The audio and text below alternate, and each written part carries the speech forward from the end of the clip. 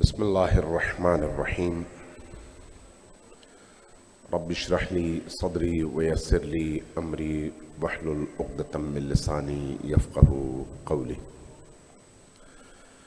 الحمد لله رب العالمين بارئ الخلائق أجمعين، والصلاة والسلام على جميع الأنبياء والمرسلين، سيما من سمي في الآفاق بأحمد وفي الأرض بأبي القاسم محمد.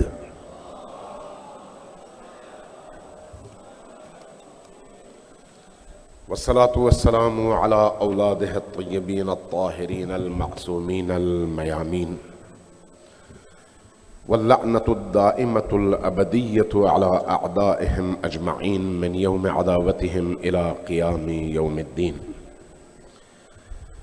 أما بعد، فقد قال الله الحكيم في كتابه المحكم الحكيم: بسم الله الرحمن الرحيم. اليوم أكملت لكم دينكم وأتممت عليكم نعمتي ورضيت لكم الإسلام دينا. میں سب سے پہلے اپنے میزبان دوستوں کا بے حد شکر گزار ہوں۔ میں کیا، اہل البیت علیہ السلام نے ان دوستوں کو یہ توفیق عطا کی ہے کہ آج سرزمین ملتان میں اتنی نورانی، پرکشش اور دلوں کو گرمانے والی، حرارت بخشنے والی، زندگی بخشنے والی ایسی غدیری کانفرنس کے انعقاد کی انہیں توفیق ملی ہے۔ یہ اللہ کی طرف سے خاص توفیق بھی ہے اور انعام بھی ہے۔ چونکہ مجھ سے پہلے ہمارے انتہائی معزز، محترم اور پیارے ساتھی جناب مفتی طیب شاہ ترمذی سواتی نے بڑی خوبصورت گفتگو فرمائی، اور ان کے بعد میرے برادر محترم جناب مفتی فضل ہمدرد صاحب نے بڑی جاندار اور خوبصورت گفتگو فرمائی۔ اب میں اگر مزید گفتگو کرنا چاہوں گا تو مجھے ڈر ہے کہ آپ بدہضمی کا شکار نہ ہوں، چونکہ معنوی حوالے سے بھی اور مادی حوالے سے بھی جب انسان کھانا کھاتا ہے تو اپنے ہاضمے کے حساب سے کھاتا ہے۔ اگر زیادہ کھا لے تو ادھر بھی بدہضمی ہو جاتی ہے اور ادھر بھی بدہضمی ہو جاتی ہے۔ لیکن علی کا موضوع ایسا ہے، علی کا موضوع ایسا ہے کہ ساری رات ذکر ہوتا رہے انسان تھکتا نہیں ہے، ساری رات۔ کیوں؟ اس لیے کہ روح کی گہرائی میں جو چیز اللہ نے پاک باز انسانوں کے اندر چھپائی ہوئی ہے وہ علی ہے۔ یہ روح کی پاکیزگی کی سب سے بڑی علامت ہے۔ علی نام ہی ایسا ہے، علی نام ہی ایسا ہے۔ ابھی مفتی صاحب نے بڑے خوبصورت یہاں پر نعرے لگوائے، میں اپنا مشاہدہ عرض کروں۔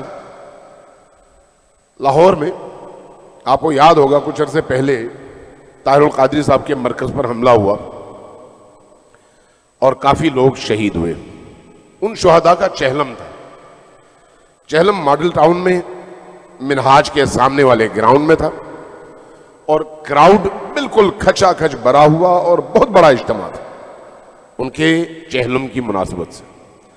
اور چونکہ ان دنوں ایک سیاسی ایک فضا بھی چلی ہوئی تھی، تو اس لیے وہ صرف چہلم نہیں تھا، سیاسی اجتماع بھی تھا۔ اور سٹیج پر چودھری شجاعت، چودھری ظہور الہی اور خود طاہر القادری صاحب، آپ کے اس زمانے میں اینٹی چلنے والے وزیر تھے رشید احمد، شیخ رشید، وہ اور ہم بیٹھے ہوئے تھے سٹیج پر۔ جب انہوں نے مجھے بلایا تو ظاہر ہے میں ایک شیعہ کی حیثیت سے اتنے بڑے اجتماع میں جب گفتگو کر رہا تھا تو امیر المؤمنین پر بھی اور حسینی روح اور حریت پر بھی گفتگو ہوئی، تو میں نے وہاں پر ایک عجیب منظر دیکھا کہ لوگ کبھی نعرہ حیدری کے ذریعے سے ولولے اور اپنی محبت اور جوش کا اظہار کر رہے تھے جبکہ اہل سنت تھے، اور کبھی لبیک یا حسین کے ذریعے سے اپنے جذبات کا اظہار کر رہے تھے۔ جب میں واپس آ کر بیٹھا تو شیخ رشید اور چودھری شجاعت کے درمیان میں بیٹھا ہوا تھا، شیخ رشید نے میرا ہاتھ پکڑا اور کہا کہ شہیدی صاحب ایک بات بتاؤں؟ میں نے کہا جی۔ کہنے لگے یہ حضرت علی کے نام میں پتہ نہیں کیا ایسی طاقت ہے کہ جب انسان سنتا ہے تو سکون سے بیٹھ نہیں سکتا، بجلی دوڑتی ہے وجود کے اندر، وجود کے اندر بجلی دوڑتی ہے، اور یہ حقیقت ہے، یہ حقیقت ہے۔ کمزور سے کمزور انسان جب یا علی کہتا ہے تو گویا اس کے اندر ایک پاور کا جنریٹر روشن ہو جاتا ہے۔ علی کے نام میں یہ تاثیر ہے، اور آج یہ دن جو آپ منا رہے ہیں یہ اسی علی کا دن منا رہے ہیں۔ کون سا دن؟ غدیر کا دن۔ غدیر کوئی شیعہ اور سنی کا مسئلہ نہیں ہے، غدیر ایک قرآنی موضوع ہے، قرآنی موضوع۔ اگر کوئی شخص قرآن کو مانتا ہے تو وہ مجبور ہے غدیر کو ماننے پر، اس لیے کہ غدیر کا انکار قرآن کا انکار ہے۔ روایات، احادیث یہ بات کی بات ہے، ہم بات کر رہے ہیں اللہ تبارک و تعالیٰ کی، اللہ کے کلام کی۔ چونکہ غدیر کا موقع ہے، غدیر کے ایام چل رہے ہیں 18 سے 24 تک، غدیر سے مباہلہ تک، تو لہذا یہ عرض کروں کہ غدیر حریت انسانی اور پاکیزہ ترین کرداروں کو معاشرے کے اندر حاکم بنانے کا اعلان ہے۔ پاکیزہ ترین کرداروں کو علی کی خلافت سے ہٹ کر خود اللہ کی طرف سے ایک ضابطہ اور قانون کا اعلان غدیر میں ہوا ہے کہ اللہ کی خلافت اسی کو مل سکتی ہے جو رسول کا شبیہ ہو، اور اس میں چونکہ علی شبیہ ترین ہستی ہے اس لیے اس سانچے میں علی فٹ بیٹھتے ہیں۔ لہذا ایک اصول ہے غدیر، ایک ضابطہ ہے غدیر۔ آج چونکہ مشکل ہماری یہ ہے ہمارے معاشرے کی کہ ہم نے جب حقیقت کو نہیں ماننا تو پھر اس کو اس کی راہ سے ہٹانے کے لیے مختلف ہیلے بہانے تلاش کرنے ہیں۔ آپ کو مسلمان معاشروں کے اندر جس طرح علی کے مخالف ملیں گے اسی طرح یزید کے حامی بھی ملیں گے۔ عجیب ہے نا کہ یزید کے حامی بھی مسلمانوں میں اور علی کے مخالف بھی مسلمانوں میں، آپ کو کافروں میں کوئی یزید کا حامی نہیں ملتا۔ واقعی یہ عجیب بات ہے۔ اور اسی طرح سے علی کی مخالفت کوئی کافر نہیں کرتا۔ آپ نے دیکھا ہوگا بڑے بڑے ہندو شعراء علی پر شاعری کر کے اپنا قد کاٹ بڑھاتے ہیں، بڑے بڑے شعراء، یعنی علی سبب بنتا ہے کہ ان کے تذکرے سے آدمی چھوٹے سے بڑا ہو جائے۔ وہ خود کتنے بڑے ہوں گے جن کے تذکرے سے آدمی بڑا ہو جاتا ہو، جن کے تذکرے سے آدمی عزت مند ہو جاتا ہو، جن کے تذکرے سے آدمی کی عزت لوگوں کے دلوں میں بڑھتی ہو۔ آپ اندازہ لگا لیں نا، یہ جو ہمارے بھائی یہاں پر ایک دیوبند سے اور ایک مکتبیہ بریلی سے فارغ تحصیل ہیں، دونوں آج آپ کے درمیان ہیں۔ آپ کے درمیان ظاہر ہے شیعہ بھی ہیں، سنی بھی ہیں، لیکن غدیر کے موضوع پر کس چیز نے ان کو آپ کے دلوں میں ان کی محبت جگائی ہے؟ علی نے. ایسا ہی ہے نا. ہمارا رشتہ کیا ہے؟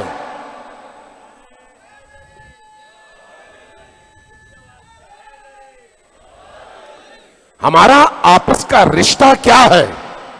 ولایت علی. ولایت علی.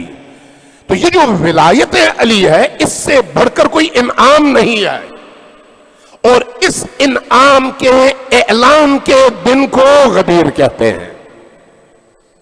اس انعام کے اعلان کے دن کو غدیر کہتے ہیں.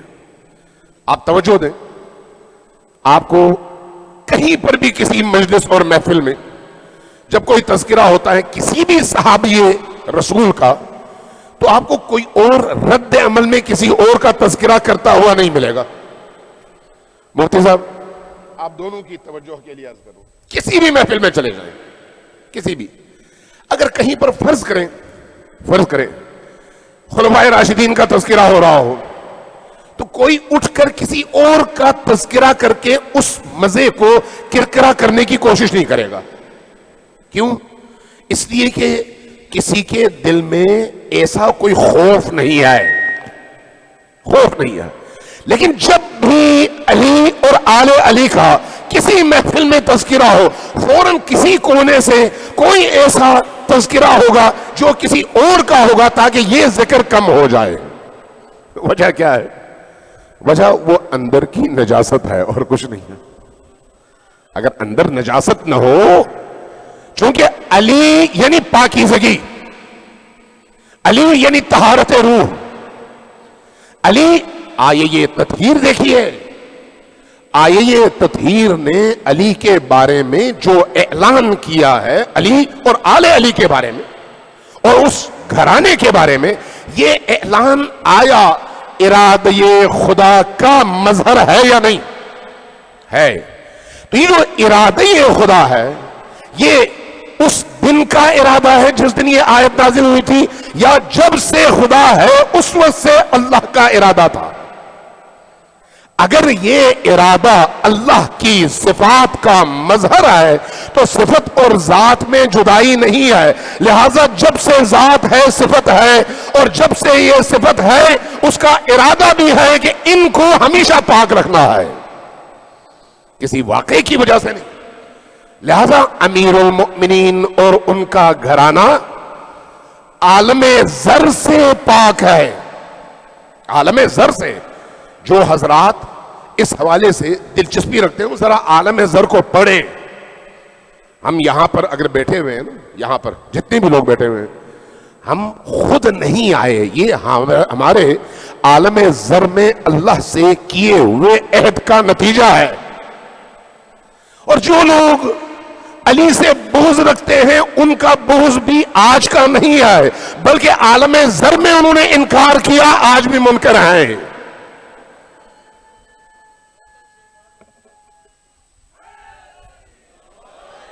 لہذا یہ بات یاد رکھیں کہ علی کا مولائی ہونے کے لیے، علی کی ولایت کے دائرے میں داخل ہونے کے لیے شیعہ اثنا عشری مذہب اختیار کرنے کا اعلان کرنا ضروری نہیں ہے.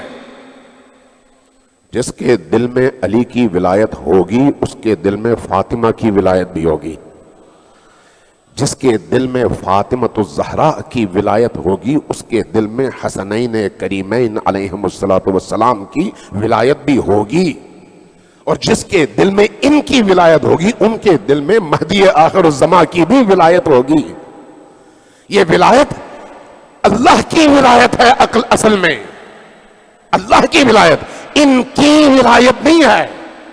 انما ولیکم اللہ جب کہا جاتا ہے تو وہ جو اللہ کی ولایت ہے وہ جب بشریت میں آئے تو محمد کی ولایت ہے، جب بشریت میں آئے تو علی کی ولایت ہے، جب بشریت میں آئے تو آل علی کی ولایت ہے. آل علی کی ولایت، یہ ولایت دو پہلو رکھتی ہے، دو پہلو، ایک تکوینی ولایت ہے اور ایک تشریعی ولایت ہے. تشریعی ولایت کے قبول کرنے نہ کرنے کا تعلق ہم انسانوں سے ہے، ہمارے مزاج کے مطابق ہے، ہم نے قبول کر لیا، نہیں ہے نہیں کیا، اس لیے کوئی کافر ہے کوئی مسلمان ہے، کوئی منافق ہے کوئی مومن ہے، یہ ہمارے اختیار میں ہے، چونکہ وہ تشریع ہے، ہمارے اختیار سے متعلق ہے، لہذا اگر ہم نے قبول کر لیا مومن بنیں گے، نہیں کیا تو کوئی بات نہیں، جہاں ہمارا ٹھکانہ ہوگا وہیں پر چلے جائیں گے۔ لیکن جو تکوینی ولایت ہے وہ کس کی ہے؟ وہ تو انہی کے در کی ہے۔ وہ جو ان کے در کی ولایت ہے، یعنی علی اور آل علی کی تکوینی ولایت، وہ بڑی ہے یا تشریعی ولایت بڑی ہے؟ تشریعی ولایت انسانوں کی زندگی کے معیار کو بہتر کر کے ایک صالح معاشرے کی تشکیل کے لیے ضروری ہے۔ اگر انسانوں نے مانا ان کی قسمت، نہیں مانا ان کی بدقسمتی، لیکن وہ جو تکوینی ولایت ہے وہ تو ان کا حق ہے اور ان کا اختیار ہے جو اللہ نے ان کو دیا ہے۔ وہ جو اختیار ہے، وہ جو تکوینی ولایت ہے، وہ کوئی نہیں چھین سکتا۔ آج جب غدیر کی ہم بات کرتے ہیں تو غدیر تکوینی ولایت کا اعلان کا نام نہیں ہے، غدیر تکوینی ولایت کے اعلان کا نام نہیں ہے، غدیر تشریعی ولایت کے اعلان کا نام ہے، تشریعی ولایت۔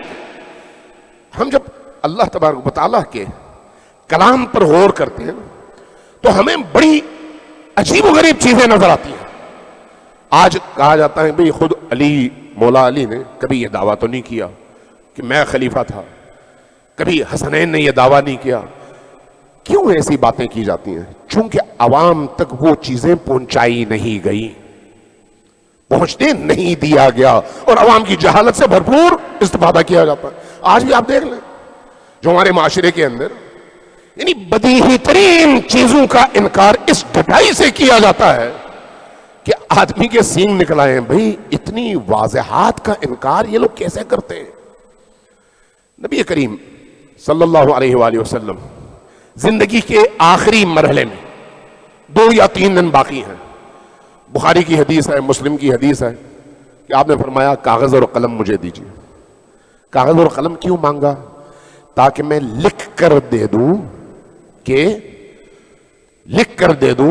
کہ تم میرے بعد گمراہ نہ ہونا۔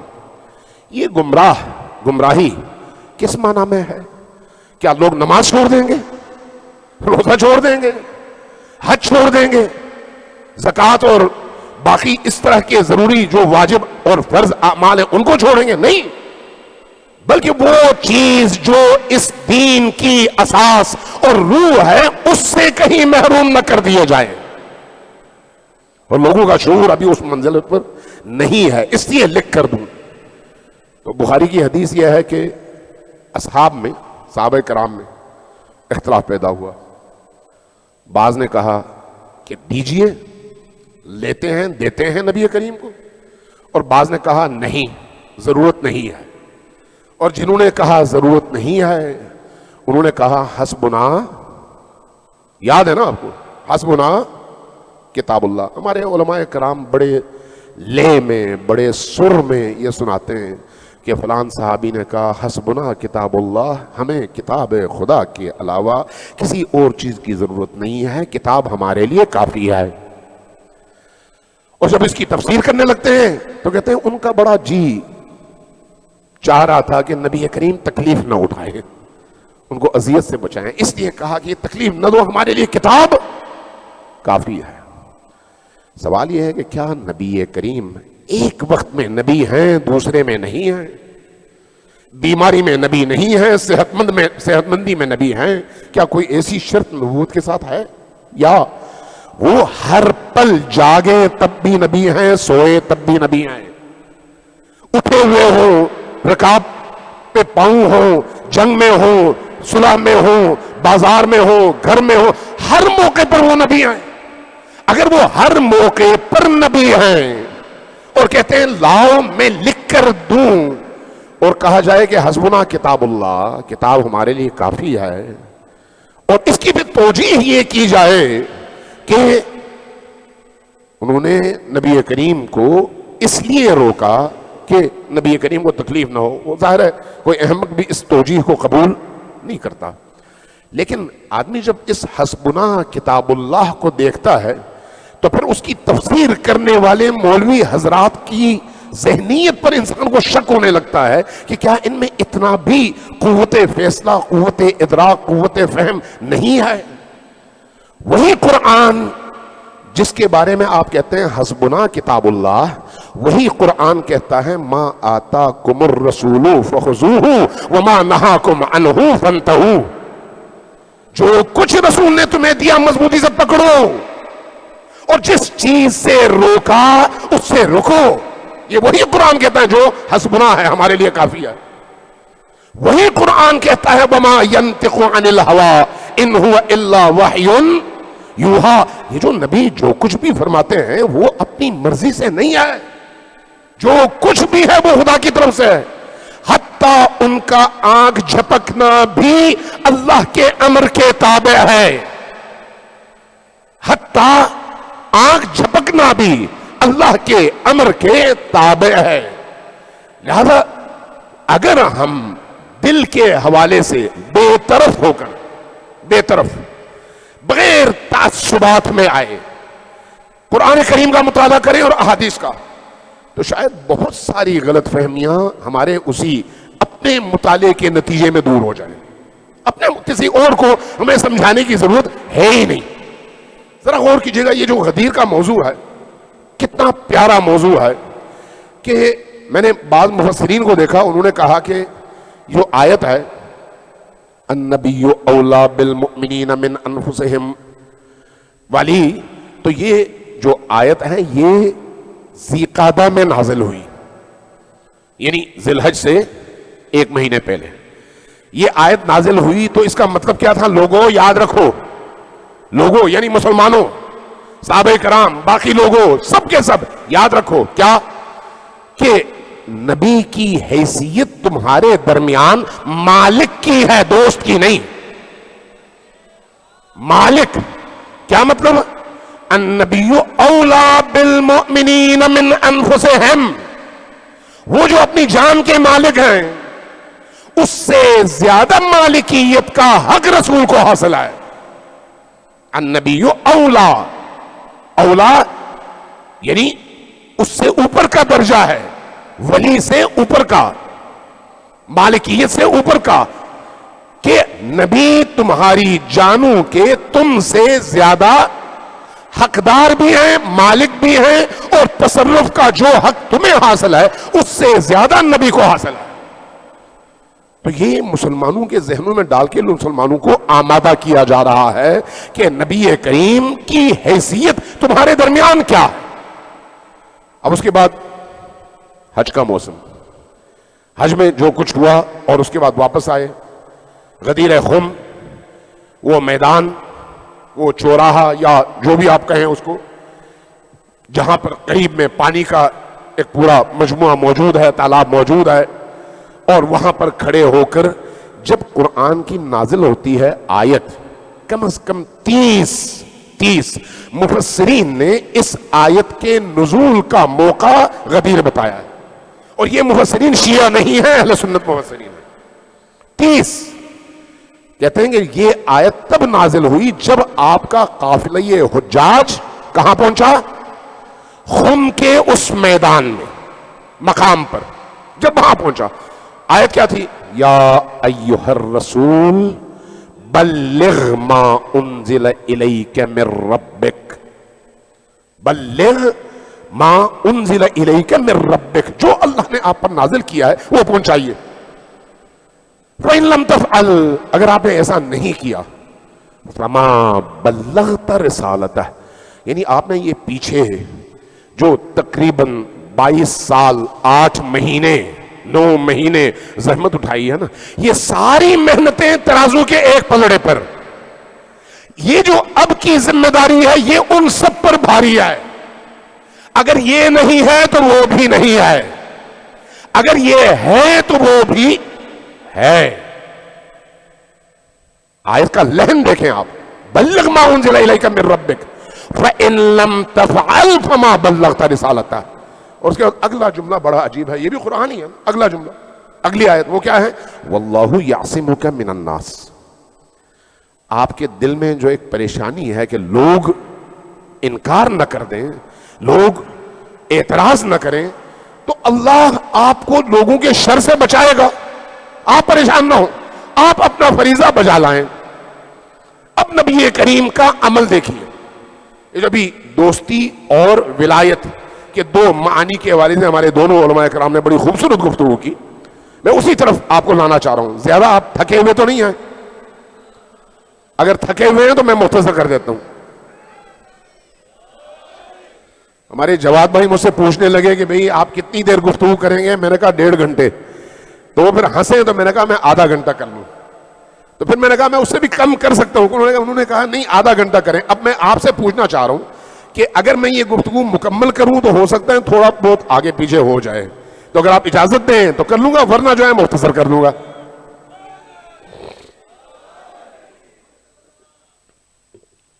جب یہ آیت نازل ہوئی تو نبی کا ایکٹ دیکھیں اور غور کریں اس بات پر انسانی حوالے سے کہ نبی کریم نے آگے جانے والوں کو روکا، قافلے بھجوائے کہ آگے جانے والوں کو واپس بلاؤ.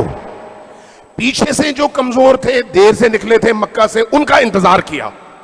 سب جب جمع ہوئے تو پھر ایسا مقام، ایسا ممبر، ایسی اونچی جگہ بنائی کہ سب تک آواز بھی جائے.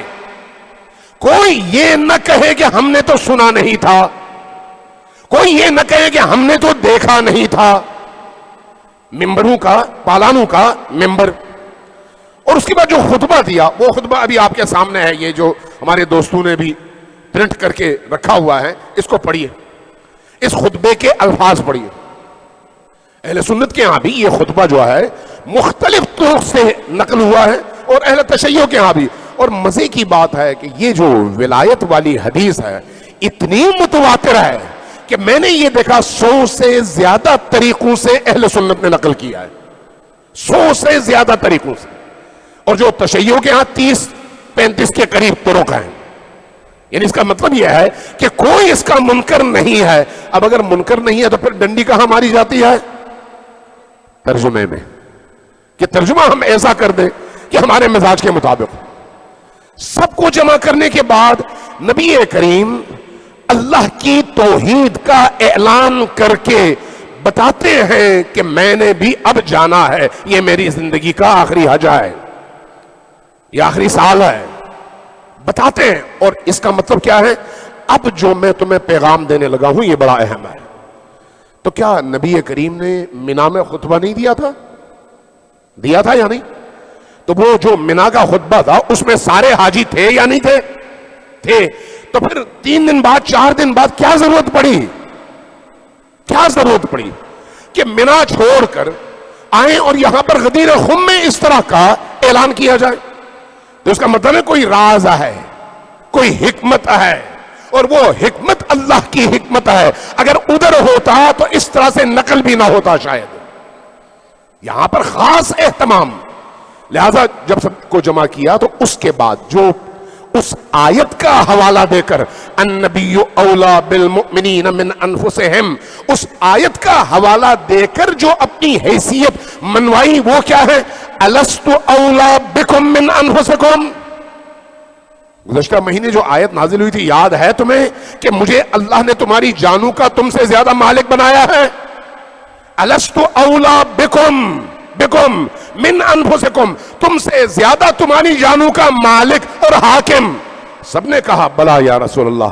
تب فرمایا جس کی جان کا مالک میں ہوں اس کی جان کا مالک میرا بھائی علی ہے. جو میری حیثیت ہے، جو میری حیثیت ہے، مجھے تم جو مانتے ہو وہی علی کو مانو. اب آپ کی مرضی ہے کہ آپ دوست مانے، حاکم مانے، مالک مانے، آپ کی مرضی ہے، آپ کا مزاج. لیکن مشکل یہ ہے کہ جنہوں نے دوست مانا انہوں نے دوستی پر بھی شب خون مارا. لیکن جنہوں نے دوست مانا اور کہا کہ نہیں نہیں وہاں پر ولی نہیں، دوستی کا اعلان ہوا تھا، تو بعد میں اسی دوستی کا ثبوت انہوں نے کبھی جمل میں دیا، کبھی بولے کبھی صفین میں دیا اور کبھی نہروان میں دیا. کس کے خلاف؟ اسی علی کے خلاف جو قرآن کے مطابق جان رسول ہے، نفس رسول، جان رسول. اسی علی کے بارے میں جس کو اللہ کے اس آخری رسول نے اپنا ساتھی، بھائی، جانشین اور آپ کے مطابق چلو دوست. اب یہ بھی عقل میں آنے والی بات نہیں ہے کہ جب مواخات میں امیر المؤمنین کو رسول نے اپنا بھائی بنا لیا تو کیا بھائی سے بڑھ کر بھی کوئی رتبہ ہوتا ہے؟ جبکہ چچا زاد بھائی تو تھے ہی. اور پھر متعدد مقامات پر جتنی بھی فضیلتیں امیر المؤمنین کے بارے میں وارد ہوئی ہیں. ابھی انہوں نے ابن تیمیہ کے حوالے سے بات کی. ابن تیمیہ آپریشن کرنے میں بڑے زبردست قسم کے سرجن ہیں، ہر حدیث کا آپریشن کرتے ہیں. لیکن علی علیہ السلام کے بارے میں کچھ فضائل ایسے ہیں جن کا انکار یہ منکر بھی نہیں کر سکا. یہ سب سے بڑا منکر ہے، لیکن یہ بھی نہیں کر سکا اور کہا کہ ہاں یہ فضائل علی کے بارے میں ہیں. ان میں سے ایک فضیلت کیا ہے؟ علی مع الحق والحق مع علی. اللہم ادر الحق کما دار علی. علی حق کے ساتھ اور حق علی کے ساتھ. اور اللہ کی بارگاہ میں دعا کہ خدایا حق کا چہرہ ادھر موڑ دے جدھر علی ہے. آپ دنیا میں کسی کو بھی پہچاننا چاہیں کہ یہ حق کے ساتھ ہیں یا باطل کے ساتھ، تو آپ کیا کرتے ہیں؟ حق کے ان اصولوں کو معیار بناتے ہیں کہ حق کے اصول یہ ہے، ان اصولوں کے مطابق یہ حق ہے اور یہ باطل ہے. لیکن اللہ نے اپنے رسول کے ذریعے سے علی کے حوالے سے معیارات بدل دیے اور فرمایا کہ حق بے شک تمہاری نظر میں ہو، لیکن اس حق کے حق ہونے کی دلیل بھی علی ہے.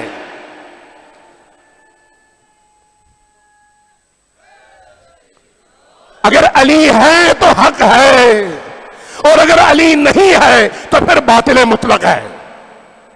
اب آئیے، جب رسول کریم نے یہ اعلان فرمایا تو اس کے بعد جو کچھ ہوا وہ احادیث میں موجود ہے. بہت سارے لوگوں نے مبارکبادیں دیں، بہت سارے لوگ بخن بخن کہہ کر آئے، بہت سارے لوگوں نے ہاتھ چومے، کسی نے اپنا مولا تصور کیا اور اعلان کیا، کسی نے کچھ کیا، بہت کچھ ہوا.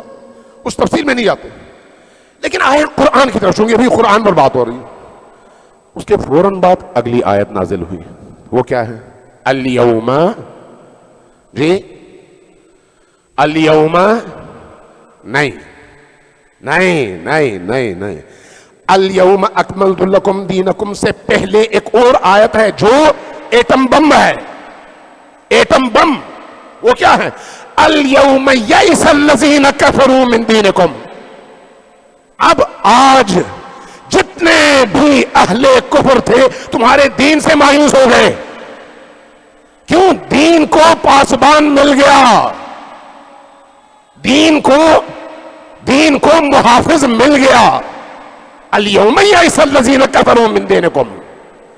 اب جب تمہیں پاسبان مل گیا تو اب تمہیں ان کافروں سے ڈرنے کی ضرورت نہیں ہے. کافر مایوس ہو گئے. ولا تخشون، اب نہ ڈرو، بالکل نہ ڈرو. تو آگے پھر کمپلیٹ کیا ایک ہی لفظ کے ذریعے سے، وخشون. لیکن اب اگر مجھ سے نہیں ڈرو گے تو پھر انحراف کا شکار ہوگے. کفار سے نہ ڈرنا، اب مجھ سے ڈرنا. اور آگے مجھ سے ڈرنا کیا مطلب؟ اس لیے کہ آج میں نے ایک بڑا کام کیا ہے. وہ کیا ہے؟ الیوم اکملت لکم دینکم. آج میں نے تمہارے دین کو کامل کر دیا ہے. واتممت علیکم نعمتی، اپنی نعمتیں تمام کر دی ہیں. ورضیت لکم الاسلام دینا. اب ذرا سوچئے، جس دین میں علی کی ولایت نہ ہو وہ دین کامل نہیں ہے. یہ آیت یہی کہتی ہے، الیوم اکملت لکم دینکم. دین کامل تب ہے جب علی کی ولایت ہو. اور دین میں نعمتیں آپ قرآن میں پڑھتے ہیں، ان تعدوا نعمت اللہ لا تحصوها. نعمتیں کروڑوں اربوں کھربوں ہیں، آپ گن ہی نہیں سکتے. لیکن وہ تمام نعمتیں ایک طرف اور علی کی ولایت ایک طرف. اگر علی کی ولایت ہے تو وہ تمام نعمتیں کامل ہیں، تمام ہیں۔ اگر علی کی ولایت نہیں ہے تو وہ ساری نعمتیں مل کر تمہاری نجات کا باعث نہیں بن سکتی۔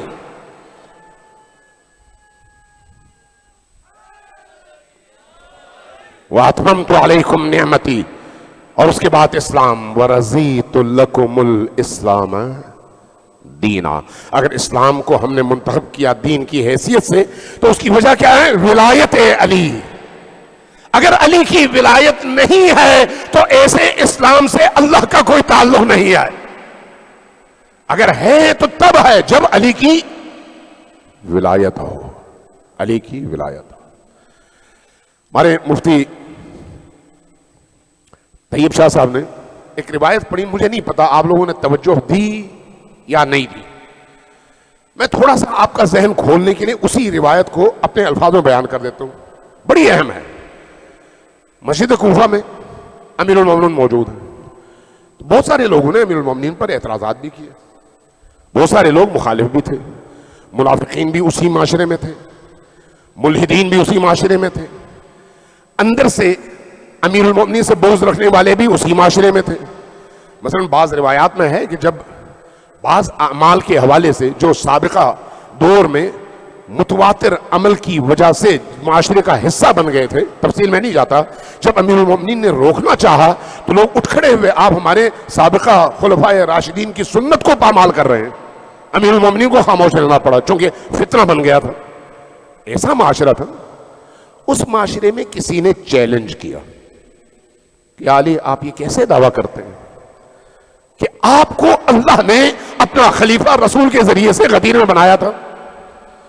امیر المومنین اٹھے، رہابہ ایک کوفے کا علاقہ ہے، محلہ ہے، وہاں پر تشریف لائے اور لوگوں کو سب کو کہا کہ اس محلے میں آ جاؤ، آ گئے۔ امیر المومنین نے اٹھ کر خطبہ دیا اور خطبہ دینے کے بعد ارشاد فرمایا کہ تم میں سے جن لوگوں نے، شرط دیکھیں کیا رکھی، جن لوگوں نے اپنے کان سے خود سنا اور اپنی آنکھوں سے خود دیکھا، کب؟ غدیر خم رسول پاک کو، وہ ذرا اٹھ کر گواہی دے کہ غدیر خم میں نبی کریم نے میرے بارے میں کیا کہا تھا۔ جب یہ کہا، یہ ابن ابی ارقم کی روایت ہے، اور راوی کون ہے، نقل کرنے والا کون ہے؟ امام احمد ابن حنبل اپنی مسند کی پہلی جلد میں۔ یہ کوئی شیعہ روایت بیان نہیں کر رہا، امام احمد ابن حنبل نے اپنی مسند کی پہلی جلد میں اس روایت کو نقل کیا کہ علی وہاں پر کھڑے ہوئے اور فرمایا کہ جس نے اپنے کان سے نہ سنا ہو وہ گواہی نہ دے، جس نے اپنی آنکھ سے نہ دیکھا ہو وہ گواہی نہ دے، وہی گواہی دے جس نے اپنے کان سے سنا ہو، جس نے اپنی آنکھ سے دیکھا ہو۔ تو وہاں پر 30 افراد کھڑے ہوئے، ان میں سے 12 بدری صحابی تھے، 12 بدری صحابی تھے۔ ان سب نے اٹھ کر کہا کہ یا امیر المومنین، ہم گواہی دیتے ہیں ہم نے اپنی آنکھوں سے دیکھا اور رسول کریم سے یہ سنا کہ آپ نے فرمایا کہ من کنت مولاہ فہذا علی مولاہ۔ اب ایک اسی کے آگے اسی روایت کا اگلا حصہ میں آپ سے عرض کرتا ہوں۔ ابو طفیل راوی ہیں، وہ کہتے ہیں کہ میرے دل میں یہ آیا کہ پھر کیسے ہوا کہ جب نبی نے اتنے بڑے اجتماع میں، 1 لاکھ کے اجتماع میں، 1 لاکھ کے، ذرا خود سوچیں نا، 1 لاکھ کا اجتماع، آج آپ کی ملتان کی گرمی میں باہر دھوپ میں کھڑے ہوں تو آپ کی جان نکلتی ہے، یہاں پر اگر ایک پنکھا کم ہو جائے تو آپ پینترا بدلتے رہتے ہیں۔ بھئی یہ مکہ کی گرمی ہے، مکہ کی سرزمین ہے، تاریخ اٹھا کر دیکھ لیں کہ اس وقت گرمی اپنے پیک پر تھی، آج بھی 50 ڈگری سے اوپر چلی جاتی ہے۔ تب جب نہ کوئی سائبان تھا، نہ کوئی درخت تھا، ایسے موقع پر نبی 1,20,000 صحابہ کرام کو ایک جگہ جمع کرتے ہیں، روکتے ہیں اور اس کے بعد کہتے ہیں علی میرا دوست ہے، جو مجھے اپنا دوست سمجھتا ہے علی کو دوست سمجھے۔ اس کا مطلب یہ ہے کہ اگر آپ تفسیر کرنا چاہیں، تحریف کرنا چاہیں تو تھوڑا سا عقل سے بھی کام لیا کریں، عقل نہ ہو تو پھر آدمی ایسے ہی توجیہات کرتا ہے. یعنی نبی کو اپنے مقام سے بھی نیچے لے آتا. اگر یہ کام کوئی اور عام آدمی کرے تو آپ اس کو 1000 گالیاں دیں. تم نے ہمارا اتنا ٹائم ضائع کیا اس دھوپ میں, اس گرمی میں, یہ بتانے کے لیے کہ کچھ لوگوں کو علی سے شکایت تھی, ان کے شکایت کے ازالے کے لیے اس پوری امت کو جمع کر کے آپ نے کہا علی میرا دوست ہے, جو مجھے اپنا دوست مانتا ہے علی کو دوست مانے. احمقانہ ترین توجیہ, خلاف عقل, خلاف علم دانش.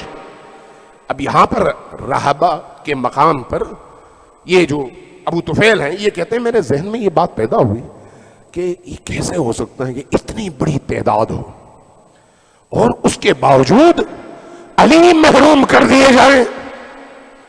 تو کہتے ہیں میں ابن ابی ارقم کے پاس گیا, صحابی رسول, میں نے ان سے اپنے اس خدشے کا اظہار کیا تو انہوں نے کہا بات تو سچ ہے, ہوا ایسا ہی, اور میں نے نبی سے اپنے کانوں سے یہ بات سنی تھی, لیکن ہو ایسے ہی گیا.